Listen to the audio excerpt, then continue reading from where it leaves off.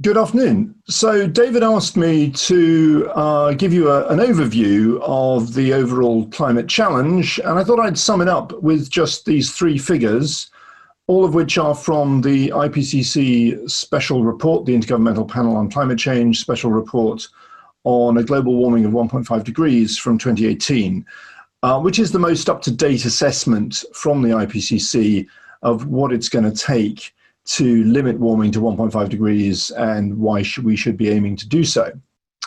So if we look at the first figure, this tells us where we are.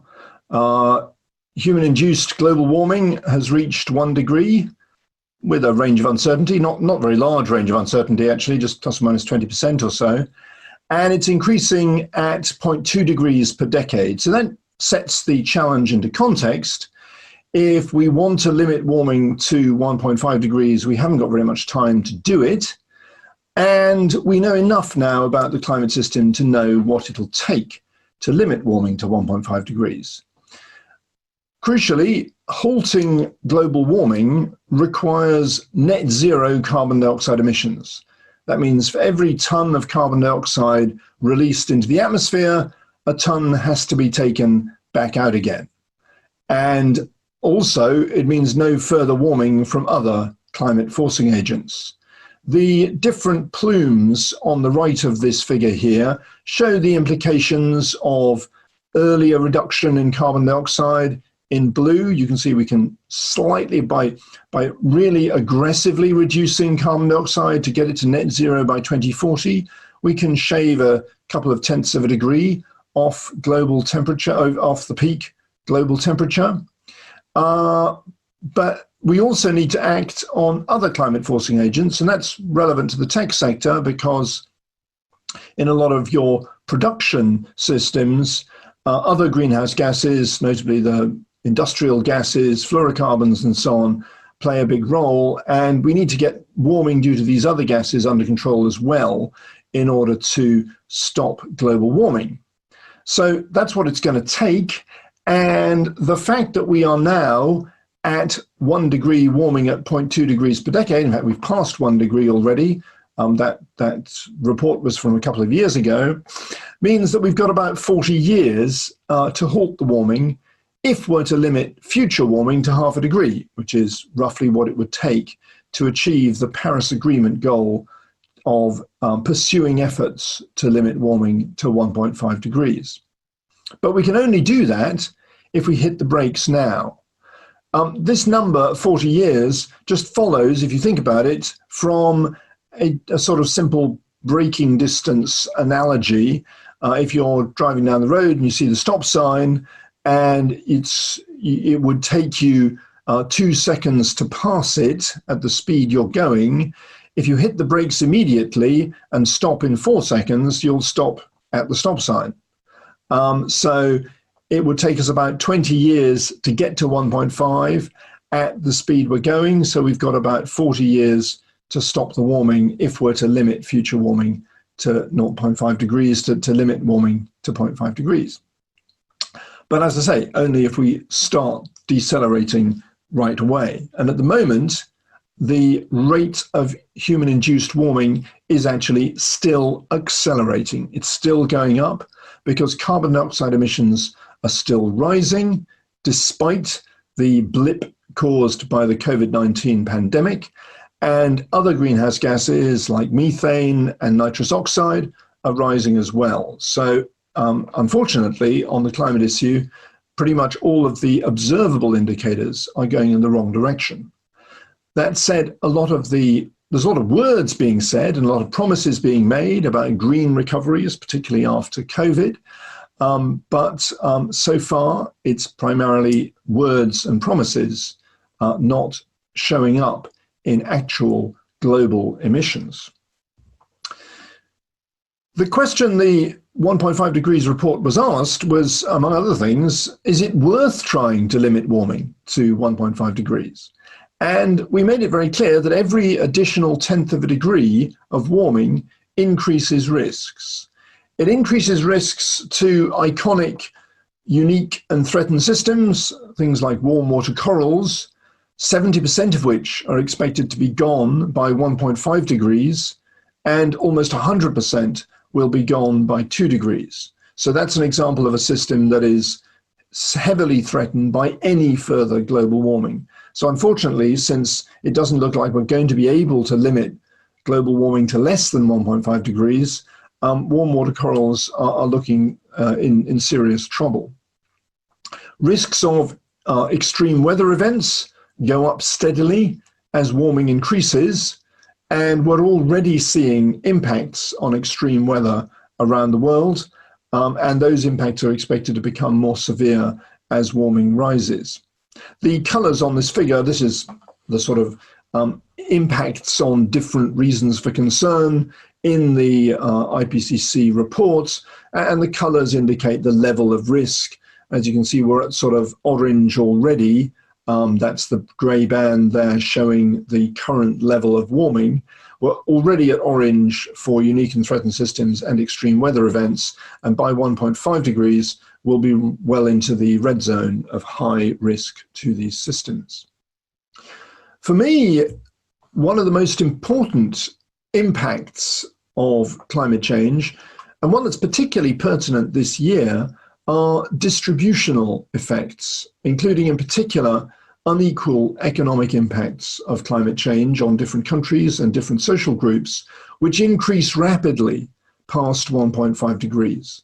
So one of the key findings of the IPCC 1.5 degrees report was that we saw a significant increase in the number of countries, primarily in the global south, whose economic growth was adversely affected by warming between 1.5 and 2 degrees. The reason this, of course, is important, although most of you, I would imagine, will be sitting in the global north, is that that kind of unequal impact of climate change is what's going to fuel geopolitical instability, I'm convinced, over this coming century, as those countries that are most adversely affected are also those that have contributed least to the problem so far. It sort of follows fairly logically that hot countries are more affected by warming than cold ones. There are indeed some countries who may see some near-term benefits from warming. Indeed, Russia is already planning scenarios for how they might benefit from some additional warming.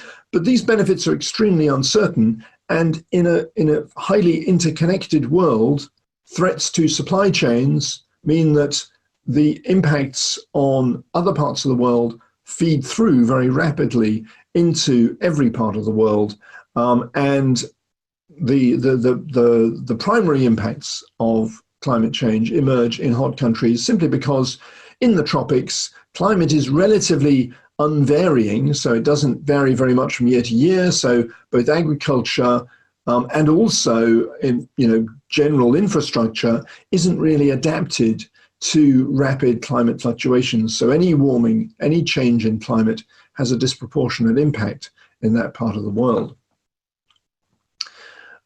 Finally, the 1.5 degrees report looked at whether or not it was possible to limit warming to 1.5 degrees and concluded that it was.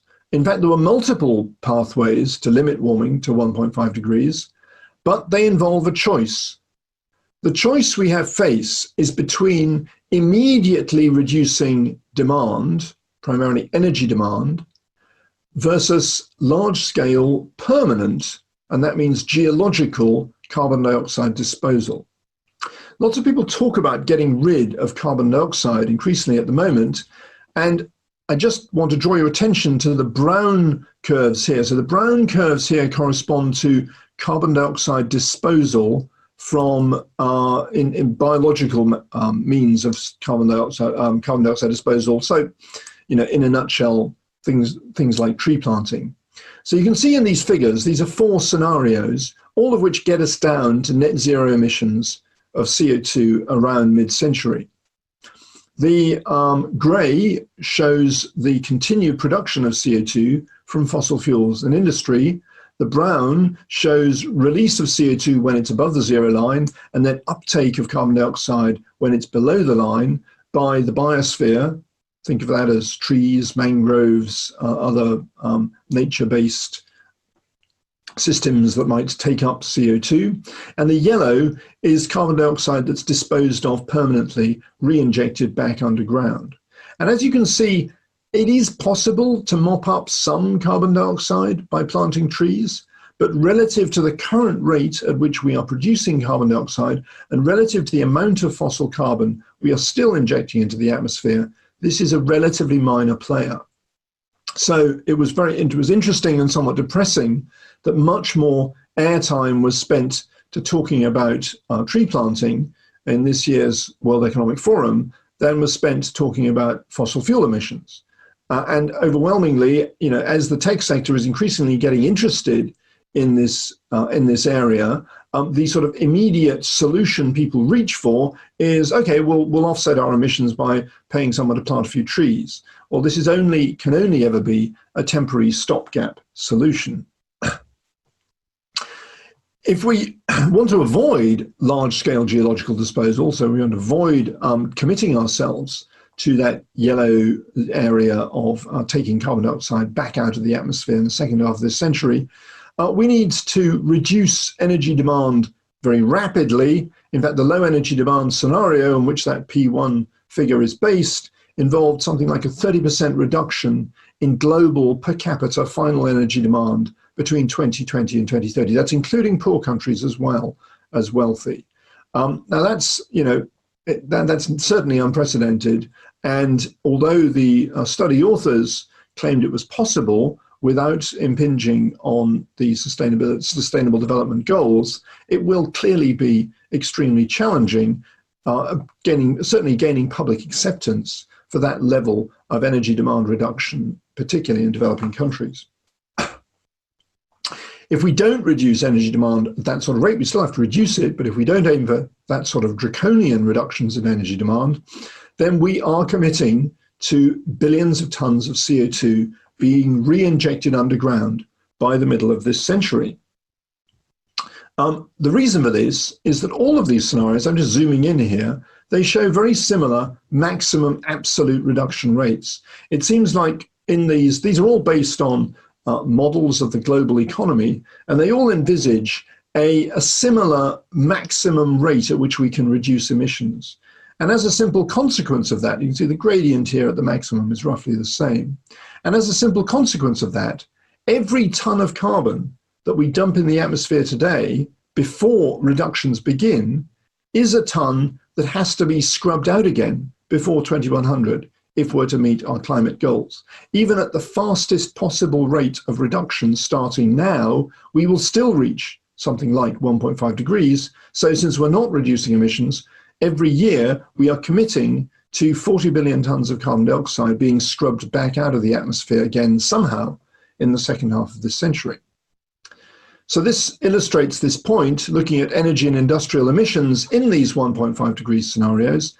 They come down, but the total carbon dioxide produced by energy and industry comes down not to zero, but to something like, by mid-century, something like 40% of what it is today. The total amount being emitted to the atmosphere, which is shown in blue here, comes down to zero, but only because in these scenarios, a very large amount of carbon dioxide is re-injected underground. The right-hand panel here just shows the fraction of carbon dioxide that we produce by burning fossil fuels that is re-injected back underground. As you can see, that goes up to 100%, as it has to, for emissions to reach net zero. So how can the tech sector help this happen?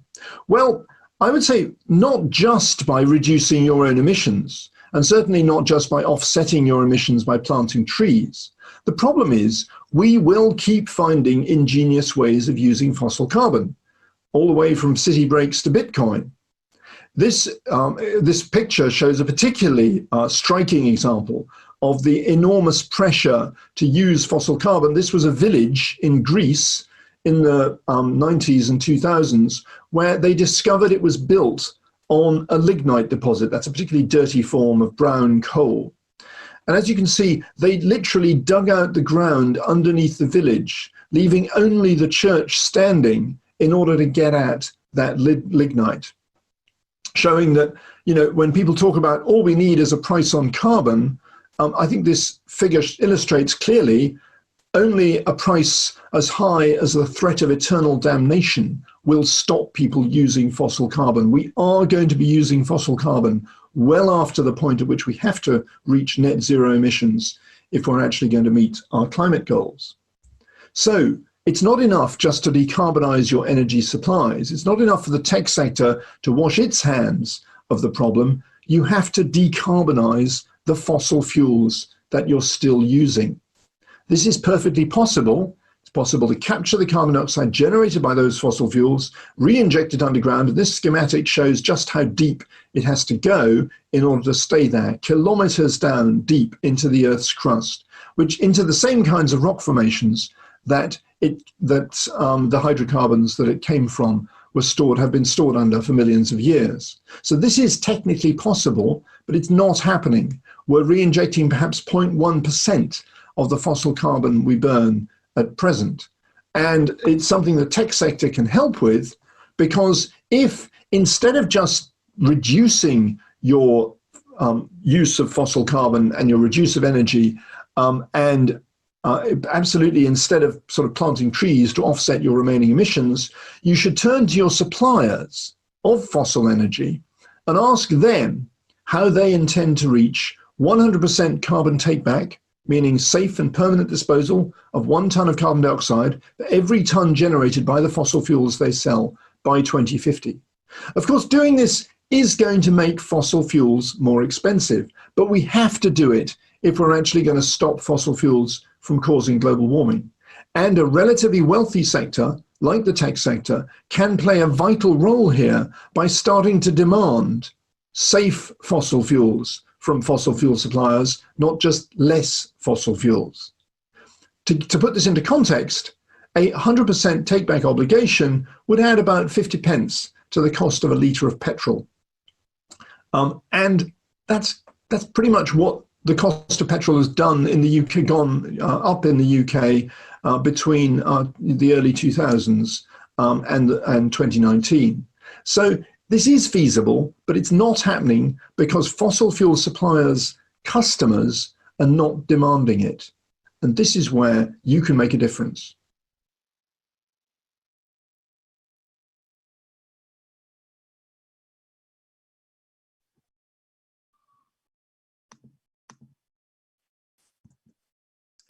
Hello, everyone.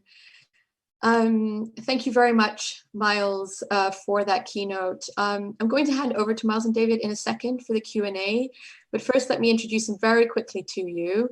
These are shortened bios, so hopefully that's okay. Myles Allen is Professor of Geosystem Science in the School of Geography and the Environment, University of Oxford, as I mentioned before, and head of the Climate Dynamics Group in the university's Department of Physics. And he has served on the UN's Intergovernmental Panel on Climate Change, or IPCC, as well. David Souter is Managing Director of ICT Development Associates, which he founded in 2002. This provides expertise at the interface between the information society and public policy, particularly concerning development, environment, governance, and rights. He has worked for many years with UN agencies and has led work on digitalization in the environment for the International Institute for Sustainable Development and the UN's Department of Economic and Social Affairs. As you can tell, I'm quite keen to get on with the Q&A and to make sure you have plenty of time for that, David and Myles. So over to you now. Hello, thank you, Chantal, and welcome everybody.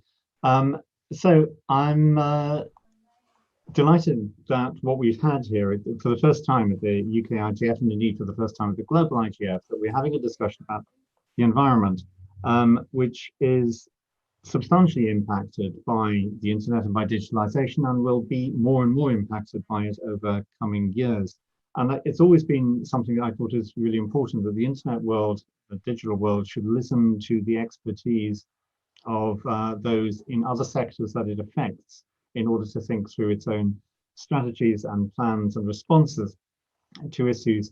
I think it's really important for us to hear that message about what the environmental challenges are that we face over the future, which sets the scene for what our technologies are able to do.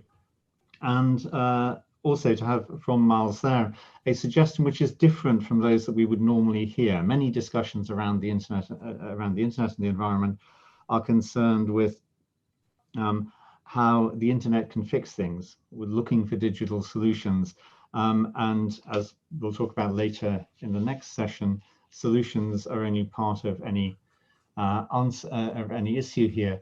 I start, Myles, by asking a question that's coming in here. So that many big tech companies have made climate pledges recently. Google, Amazon, Microsoft. You and I were discussing net zero before we started here. How realistic do you find their targets and their sort of the paths that they might be proposing to take to reduction? How strongly committed do you think those companies are? Well, it's a great question. And actually the way you put it is an easier question, but the way that Michelle put it, so how realistic are their targets? I'm sure they can meet them. I mean, these are wealthy companies. They've left themselves enough flexibility in how they're going to meet these targets that I suspect they will manage to achieve them. What these companies, by and large, are setting, I'm not familiar with the detailed targets of each of these companies, but by and large, companies are setting themselves goals for years in which they're going to achieve net zero emissions, which means the net in net zero means that any continued carbon dioxide generated by the company's activities, and there's obviously always a sort of definitional aspect of this, of what are the company's activities, where do they stop, and so on. But the net in net zero is that the remaining emissions associated with the company's activities are offset in some way by carbon dioxide being either taken back out of the atmosphere or paying somebody else who would have emitted carbon dioxide into the atmosphere not to emit it. And that somehow sort of is seen to compensate for your remaining emissions. Now, there's good sides to this. It channels resources towards reducing emissions. It helps, and these are because these are voluntary, generally speaking, voluntary actions by these companies. They're doing it for, I guess, branding reasons. They want their customers to see them as on the front foot in terms of these big trends. A lot of these customers have a lot of these companies have a prevalence of young customers, and obviously young people tend to be, understandably, particularly concerned about these issues, completely rationally so, because of course it's, as my figures illustrated, it's the next generation that's going to be footing the bill for all this.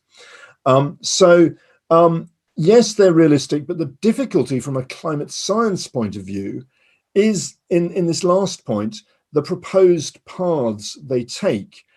Companies thinking, and this is, perhaps it's not fair of me to complain about this, because it's good that these companies are making these commitments, but I wish there was more thought about how a company's own commitment feeds through to the international effort, because companies can help by offsetting their own emissions, but that will only work when, particularly if they're paying somebody else to not emit.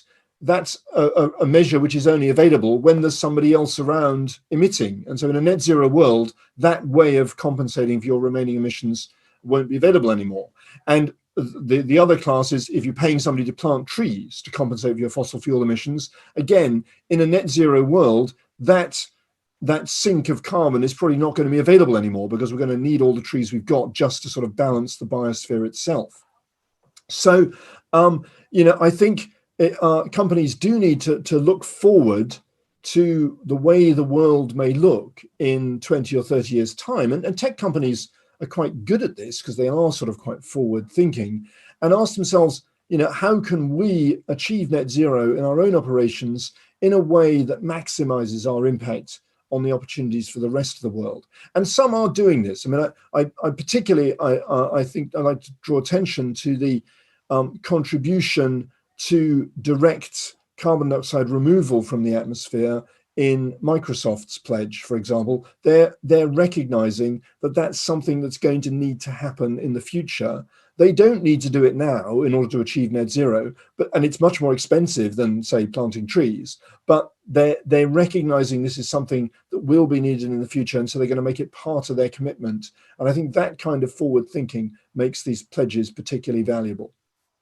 But Anya Esterhuizen, who chairs the global IGF, is asking whether you'd recommend regulatory intervention in order to push this along.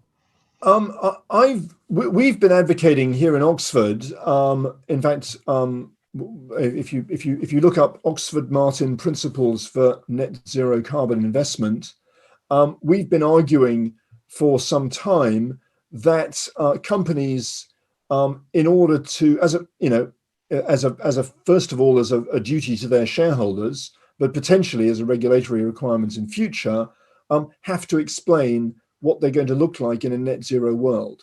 So, and that's the essence of these Oxford Martin Principles. And so I think the path tends to be voluntary action, but under strong pressure from shareholders, or under regimes like the Task Force for Climate-Related Financial Disclosures, the TCFD, which is pushing companies to think about their climate risks and the risks associated with their business models over this transition, and then that paves the way for regulation. But eventually, it'll have to be regulation, because you've got to have a level playing field. And if a company, the problem we have is that dumping carbon dioxide into the atmosphere just happens to be a very profitable activity. So as long as that's as long as that's still allowed, it's going to, a tech company that indulges itself in dumping carbon dioxide into the atmosphere is always going to have a little bit of an edge, if it can get away with it with its customers and so on, over one that doesn't. So that's where, thanks for putting the link up there. And so that's where I think eventually regulation will be needed. So can I ask you about, it's been quite rare for those of us in internet fora like this to be discussing environmental issues. And I'm curious as to whether it's equally unusual for people in global climate fora, such as the IPCC, to be discussing the digital sector and its future impact.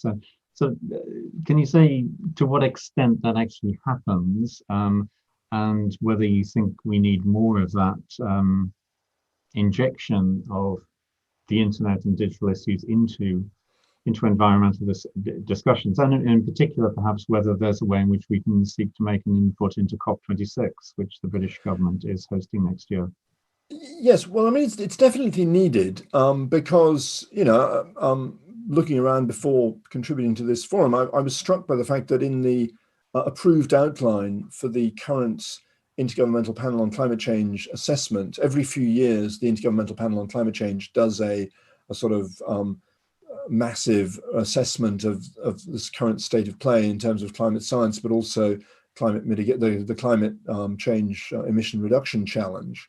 And it's striking in the approved outline for the Working Group 3, that's the working group that's in charge of mitigation pathways, of how we're going to solve this problem.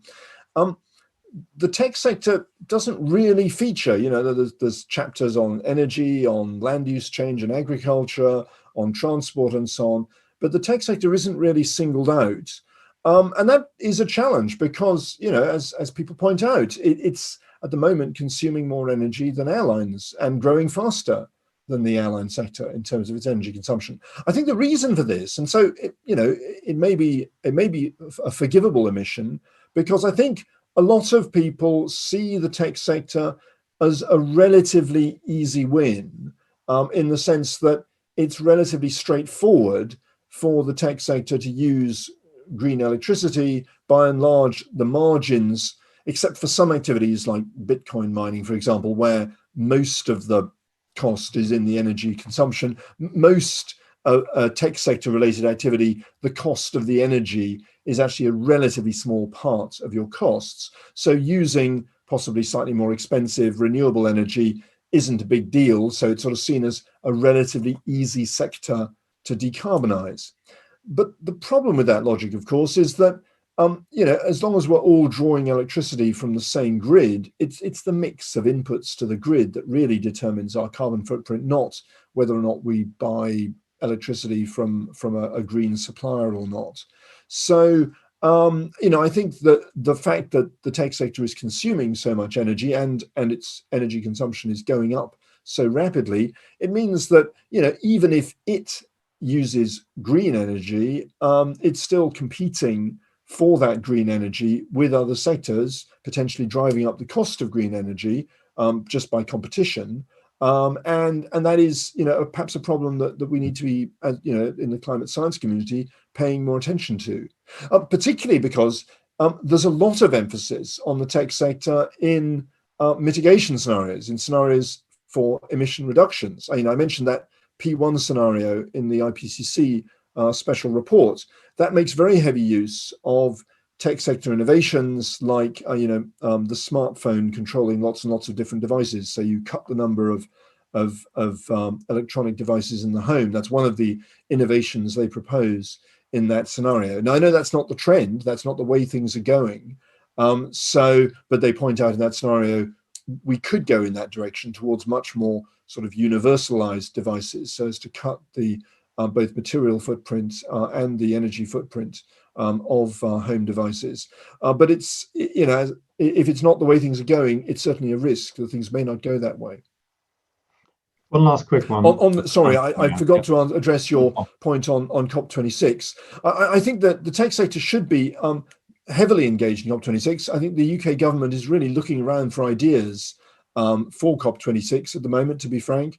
And although the digital economy isn't one of their sort of highlighted main themes, arguably perhaps it should have been, but I think they're very open to the fact that the digital economy is an area of opportunity for climate mitigation, and one that we've learnt a lot about in the course of the COVID-19 pandemic. I was an author on a paper in Nature a few weeks ago, which was actually looking at conference travel and the impact of where academia is going in terms of conference travel post-COVID. Now that we've all been learning how to do conferences online. And, I think this is going to be part of the big social trends of the next 30 years if we're actually going to achieve net zero. I should have explained it for anyone who doesn't know that COP is the next major global conference on climate change, which is being held in Glasgow next November, with the British government as host. We've run out of time, but one last quick question, which is here. Do we in the tech sector have a higher moral responsibility to address these issues? And perhaps there's a concept that I will talk about later, which is responsible innovation. Do you have a sense of responsible innovation? I think you have an opportunity because, the tech, it's a relatively high margin sector. And as such, it's a very future focused sector. Most of your customers and beneficiaries are the generation that are going to have to carry the can on climate change. So yes, I think the tech sector does have a special responsibility here, not particularly for any sort of particularly complicated reason than just your duty to your customers. So I think there's an opportunity here for the tech sector to really take a lead. And as I say, the crucial message I've got is, lead by all means, but think about solutions that other sectors can follow. And above all, think about how we're going to decarbonize fossil fuels themselves rather than just reducing our dependence upon them. We have to reduce our dependence upon them, but we're not going to get to net zero by just reducing our energy demand and reducing our consumption of fossil fuels. We're going to have to fix the ones we're still using. And that's an area where the tech sector can play a vital role in demanding that of your fossil fuel suppliers. Okay. Myles, thank you very much indeed. I'll pass you back now to Sheetal to close this session. Thank you.